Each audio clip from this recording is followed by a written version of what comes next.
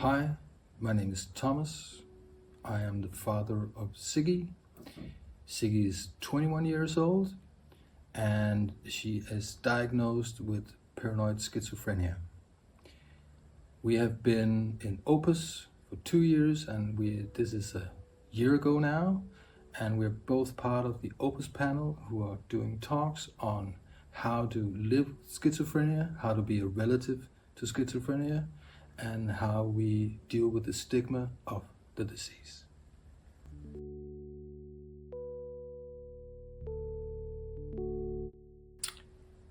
Through OPUS, I discovered my role regarding Siggy's disease. To begin with, I was looking left and right for answers and solutions, and then it dawned on me that I had one thing that nobody else had, and that was that I was Siggy's father, that I could be helpful in ways that nobody else could. Part of dealing with this and part of this treatment was coming to terms with my own shame about not being the perfect father. And I think that in doing so, I've become the perfect, imperfect father.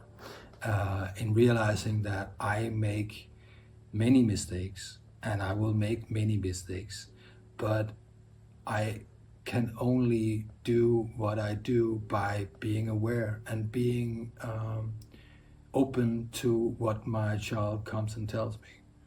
And I would trade anything to not have my kid have schizophrenia, but she does. And that's how it is now. So we have to get the best out of that.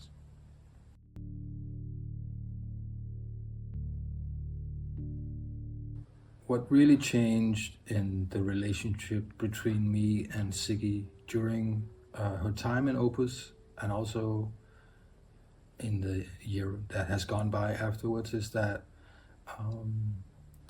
I became more attentive to her daily needs, that my part in her treatment and my part in her life became very important. And I think that where I was initially, I felt a lot of shame that I wasn't able to see that my daughter was schizophrenic, that I should have seen it earlier, I should have done something.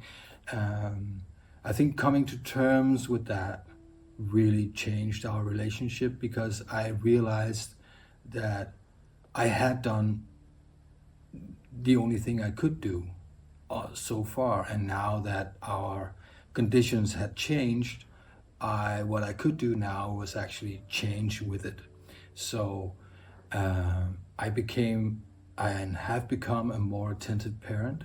I know my child very well. It has also affected my relation with Siggy's younger brother, in the way that we talk about how we feel, and that we've created a space where it's allowed to have a bad day, it's allowed to be sad, it's allowed to be confused, it's allowed to be anxious, it's allowed to be scared, and that we can talk about things that I would before have deemed sort of unpleasant.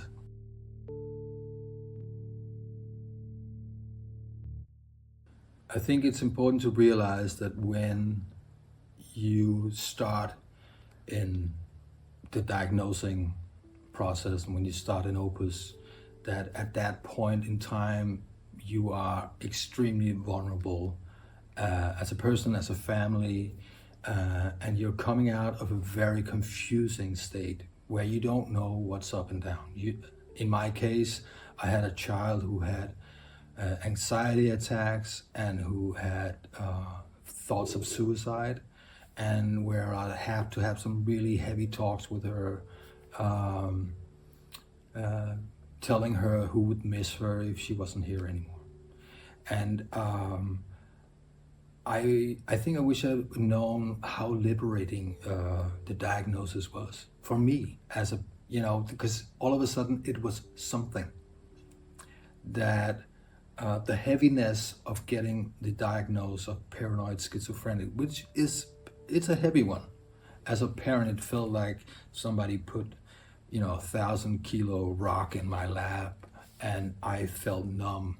But I also realized really fast that now there was actually something that we could do. And I think that what I did in the process, where I put aside trying to be a psychiatrist, trying to be a shrink, trying to be a nurse, trying to be a social worker, where I put that aside. I think I did it pretty fast, but I wish that sooner I had come to the realization within myself of what it was that I could do, that I could be a parent, that I could be that one thing that nobody at Opus could. And how that played in so well with what Opus is doing, because it is this broad spectrum of all these people who knows all these different things. And then I'm that added leg on the chair. I'm the parent. I'm the relative who can provide information, who can provide comfort, who can provide a room 24/7.